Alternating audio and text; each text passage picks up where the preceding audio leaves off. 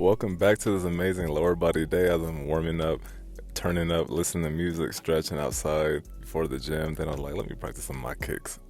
Front hip turn kick, sped it up a little bit, started kicking.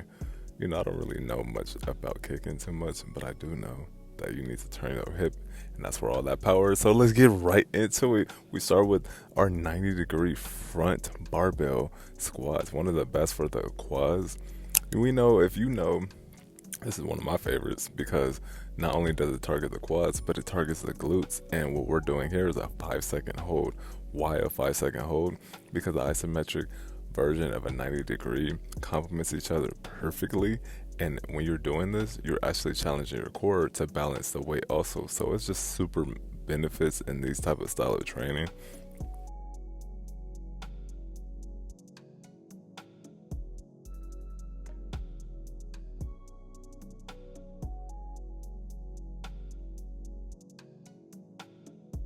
I stated earlier, this style of training gives you the benefit to challenge your core while also working on your legs more than if you do it rear back squats. So the front squat definitely challenges because all the weight is towards the front, but you got to keep your body upright and straight.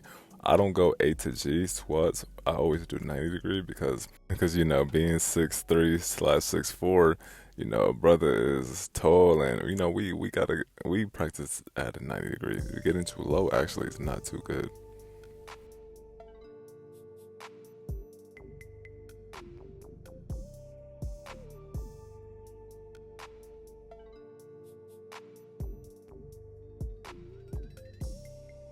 Let's let this clip play, and you guys can watch the demonstration. And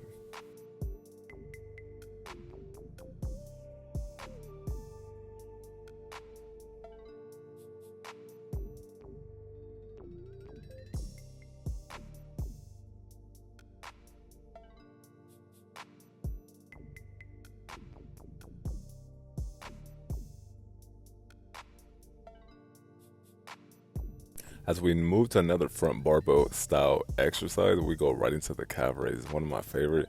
Here we're doing AMRAP, but we're doing hypertrophy style, so as many reps as possible, light on the toes, quick as possible, and you're gonna feel it like very fast. I did around 20 to 25 with the 135 on your body. Oh my God, this is amazing for the calves. Very perfect to get a calf pump, and not just calf pump, a calf contraction. You're gonna actually enlarging your calf muscles. They're going to grow due to the fact that you're challenging them. You're pushing them to the limits. You're also working your Achilles and your ankles, because remember, the Achilles and ankles are everything. The bottom of the feet are everything. So that's why I do prefer barefoot, but if you have to, do shoes. And then we go right into some pull-ups. We do the widest grip that you can find, pause on the bar, and you want to go all the way to 90, go all the way up to the bar, then stop at 90 and hold it, then go down to maybe around 75 degrees, then come up. You don't go all the way down. Don't stretch your arms too far out. Stop at 90, get that nice iso hold. Then we go into rotational twist, almost toward as if you're swinging a baseball bat, or as if you're practicing punching like the number 2 punch we know comes from the hips. So this is an amazing exercise. We're swinging our glutes and our hips. So this is something working that transverse plane. So this is something that you actually want to work on because these are muscles that don't get worked on through a lot of compound exercises. So you have to allow yourself to train exercises in the transverse plane. So rotational power is definitely needed, and strength. And I just show from a better angle here. I'm holding it, then I swing all the way through, hold it, squeeze my core, and then I push through. Boom, using all that glute and that back power. So it helps you for fighters. It helps for a lot of baseball players. It helps for a lot of different athletes in different fields that even they don't even know. Even tennis players, so many different athletes can benefit from rotational transverse plane exercises as we're here. And this is similar to isometric, but I'm only isometrically holding at the bottom, loading up for power, then I'm going through. I could have isometric hold at the top, but I would have to go with a lighter weight because this weight was actually making my shoulders tired.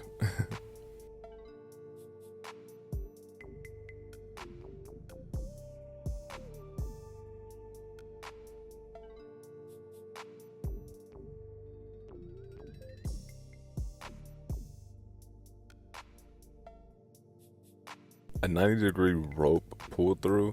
What's this? This is a cable version. So the cable version, we're doing right leg onto the platform while we're turning towards the rope that is pulling the arm through. Then we switch legs and we put the left foot up and right foot down. As we do this, we're squeezing our core and we're going towards 90, but we're pulling the rope towards our core slash ribs, and we turn towards it. Why turn towards it? Because the muscles on the opposite side are going to actually expand.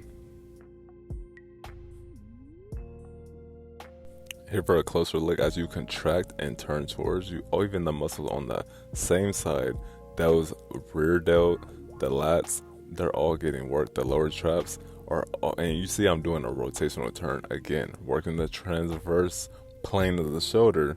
This is an amazing exercise to work all muscles on the shoulder and back.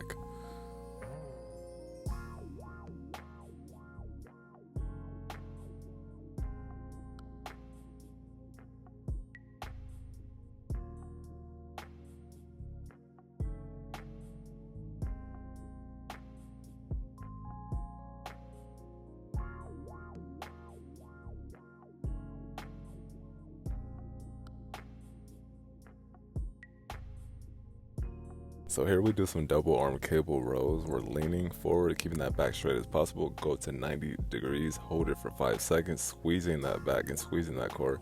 As you even see, the cable is shaking because when you feel your body is stabilizing itself, it's trying to stabilize it, and it starts shaking. You will feel this. You'll be like, wow, I'm trying to stay stable, but my body is just like shaking. So the weight you should use is around 70% of your max, if not maybe a little bit more, if you want to challenge yourself as you progressively overload in the sets.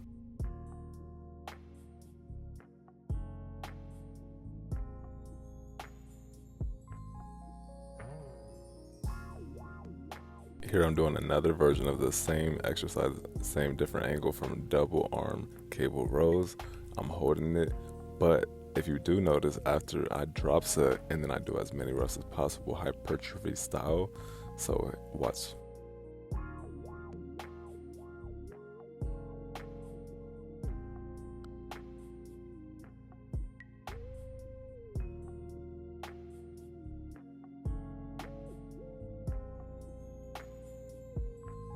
And here we go.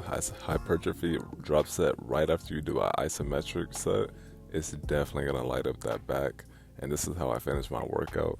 So thank you. And after I finished, I actually got into some editing, and this is the same day. You see me doing everything the same day, so I can keep everybody updated.